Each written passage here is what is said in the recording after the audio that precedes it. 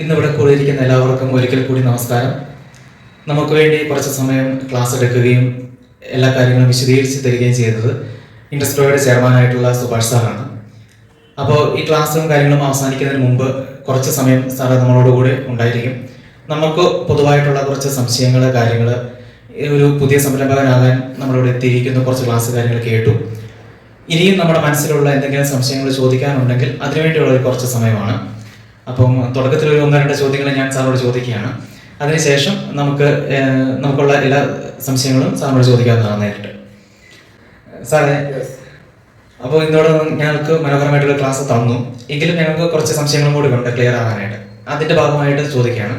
Sir ഇപ്പോൾ class എടുത്ത സമയത്ത് MSME കുറിച്ച് പറയുകയുണ്ടായി. അപ്പം പുതുതായിട്ട് ഒരു സംരംഭകൻ എന്ന നിലയിലേക്ക് എത്തുമ്പോൾ അല്ലെങ്കിൽ ഒരു ബിസിനസ് തുടങ്ങാൻ ആഗ്രഹിക്കുന്നവർ ഈ MSME കുറിച്ച് കൂടുതൽ എങ്ങനെയാണ് മനസ്സിലാക്കിയിരിക്കേണ്ടത് എന്നൊന്ന് വ്യക്തമാക്കി തരാം. തീർച്ചയായിട്ടും. ഇന്ന് നമ്മളെല്ലാവരും സോഷ്യൽ മീഡിയ ഉപയോഗിക്കുന്നവരാണ്. നേരത്തെ നമുക്ക് ചെറുകിട വ്യവസായ യൂണിറ്റ് അല്ലെങ്കിൽ SSI യൂണിറ്റ് എന്നൊക്കെ പറഞ്ഞിട്ട് നമുക്ക് കേട്ടിട്ടുണ്ടാവും. എല്ലാവർക്കും ഇത് വ്യക്തതയൊന്നും ഉണ്ടാവില്ല. പക്ഷെ അതിൻ്റെ 2020 കൂടിയിട്ട് സെൻട്രൽ ഗവൺമെൻറ്റിൻ്റെ ഒരു വെബ്സൈറ്റ് പൂർണ്ണമായിട്ടും MSME മിനിസ്ട്രിക്ക് വേണ്ടിയിട്ട് ഉണ്ടാക്കി കൊടുത്തു. അതൊരു സൈറ്റ് നമുക്ക് ഓൺലൈനിൽ നമുക്ക് ഗൂഗിൾ ചെയ്ത് കഴിഞ്ഞാൽ എല്ലാവർക്കും കിട്ടും. MSME അല്ലെങ്കിൽ ഉദ്യം രജിസ്ട്രേഷൻ രണ്ടും ഒന്ന് തന്നെയാണ് പറയുന്നത്. നമുക്കെല്ലാവർക്കും ഐഡന്റിറ്റി കാർഡായിട്ട് ആധാർ കാർഡ് ഉണ്ട് എന്നതുപോലെ നമ്മളുടെ ഒരു ബിസിനസിന്റെ ഐഡന്റിറ്റിയാണ് ഉദ്യം രജിസ്ട്രേഷൻ അല്ലെങ്കിൽ MSME സർട്ടിഫിക്കറ്റ് എന്നുള്ളത്. ഇതില്ലാതെ ഒരു കാര്യവും മുന്നോട്ട് പോകില്ല. എല്ലാം ഈ ഒരു രജിസ്ട്രേഷനെ അടിസ്ഥാനപ്പെടുത്തിയിട്ടാണ് ഉണ്ടാകുന്നത്. അതിന് നമുക്ക് വേണ്ടത് ഒരു ആധാർ, ഒരു പാൻ, അത് ക്ലബ് ചെയ്തിട്ടുള്ള ഇമെയിൽ ID, ഫോൺ നമ്പർ, നിലവിലുള്ള ഏതെങ്കിലും ഒരു ബാങ്ക് അക്കൗണ്ട് നമ്പർ. ഇത്ര ഉണ്ടെങ്കിൽ ഏതൊരാൾക്കും ഒരു വാട്സപ്പ് ഇൻസ്റ്റാൾ ചെയ്യുന്ന സമയം പോലും വേണ്ട, സ്വന്തം മൊബൈൽ ഉപയോഗിച്ച് നമുക്ക് തന്നെ നമ്മുടെ MSME, പിന്നെ നമ്മൾ ഉപയോഗിക്കുന്ന ഒരു പേര്, നമുക്ക് ബ്രാൻഡ് നെയിം, നമ്മുടെ ബിസിനസ് പേരുണ്ടാവും, നല്ലൊരു പേര് സെലക്ട് ചെയ്യുക. നമുക്ക് തന്നെ 10 മിനിറ്റ് പോലും സമയമില്ലാതെ ഈ മൊബൈൽ ഉപയോഗിച്ച് നമുക്ക് ചെയ്യാൻ പറ്റും. സർട്ടിഫിക്കറ്റും ഇൻസ്റ്റന്റ് ആയിട്ട് നമുക്ക് ഡൗൺലോഡ് ചെയ്യാൻ പറ്റും. അതാണ് MSMEയുടെ ഒരു പ്രാഥമികമായ കാര്യം.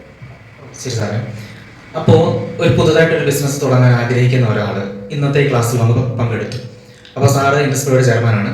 ഇൻഡസ്ട്രിയിൽ തന്നെയാണ് നമുക്ക് ഈ പ്രോഗ്രാം ഇവിടെ അറേഞ്ച് ചെയ്തത്. അപ്പോൾ ഇന്നിവിടെ വന്നിരിക്കുന്ന വ്യക്തികളിൽ ഒരാൾ നേരെ ഇൻഡസ്ട്രിയിലേക്ക് വന്ന് അവർക്ക് ഒരു പുതിയ ബിസിനസ് തുടങ്ങാനുള്ള കുറച്ച് ഐഡിയകളും കാര്യങ്ങളൊക്കെ ഉണ്ട്.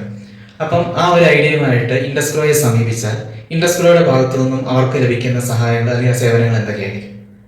പ്രധാനപ്പെട്ടത് MSME രജിസ്റ്റർ ചെയ്യാത്തവരാണെങ്കിൽ നമ്മളപ്പോൾ തന്നെ അവരെ സഹായിക്കുന്നാൽ അവരുടെ മൊബൈൽ ഉപയോഗിച്ച് ചെയ്തു കൊടുക്കും, അല്ലെങ്കിൽ നമ്മളുടെ ബാക്ക് എൻഡിലുള്ള ആളുകളോട് ചെയ്തു കൊടുക്കും. പിന്നീട് ഇന്നത്തെ അവരുടെ സ്കിൽ, ബിസിനസ് തുടങ്ങാൻ എല്ലാവർക്കും താല്പര്യമുണ്ട്, കാരണം പണം വേണം.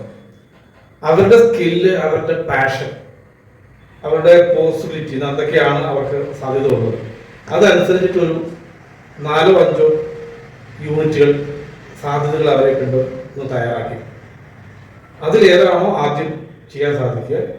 അതിന് പണമാണെങ്കിൽ പണത്തിൻ്റെ കാര്യത്തിൽ, ഇനി ഐഡിയ ആണെങ്കിൽ ഐഡിയയുടെ കാര്യത്തിൽ, നിലവിലുള്ളവർക്ക് അത് മാർക്കറ്റിംഗ് പ്രശ്നമാണെങ്കിൽ മാർക്കറ്റിംഗിൻ്റെ കാര്യത്തിൽ, അങ്ങനെ ഏതാണോ കസ്റ്റമൈസ്ഡ് കൺസൾട്ടിങ് ആൻഡ് സർവീസാണ് നമുക്ക് ഇൻഡസ്ട്രി ചെയ്തുകൊണ്ടിരിക്കുന്നത്.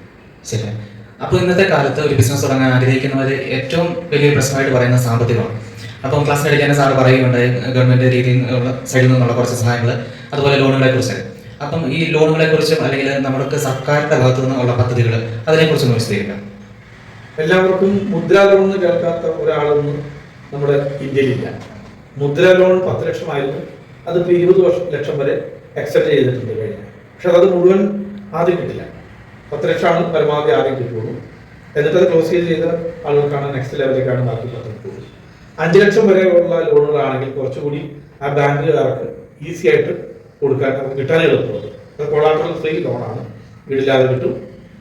അതാണ് അതിൻ്റെ പ്രത്യേകത. അത് പ്രൊജക്ട് ബേസ്ഡാണ്.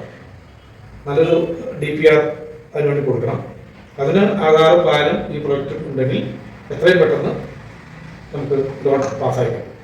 അതിൽ ചിലപ്പോൾ കടമുറി അല്ലെങ്കിൽ ഒരു കൊമേഴ്സ്യൽ സ്പേസ് വേണ്ടതാണ്. അത് സ്റ്റോക്ക് വെച്ച് ചെയ്യേണ്ട ഒരു ബിസിനസ് ആണെങ്കിൽ നിർബന്ധമായിട്ടും വേണം, അല്ലെങ്കിൽ നമ്മുടെ ആധാർ അഡ്രസ് തന്നെ വെച്ചിട്ട് നമുക്ക് എടുക്കേണ്ടി വരും. GST കൂടി ഇതിനകത്ത് ഇൻക്ലൂഡ് ആവേണ്ടി വരും ലോൺ കിട്ടുന്നത് എളുപ്പത്തിൽ.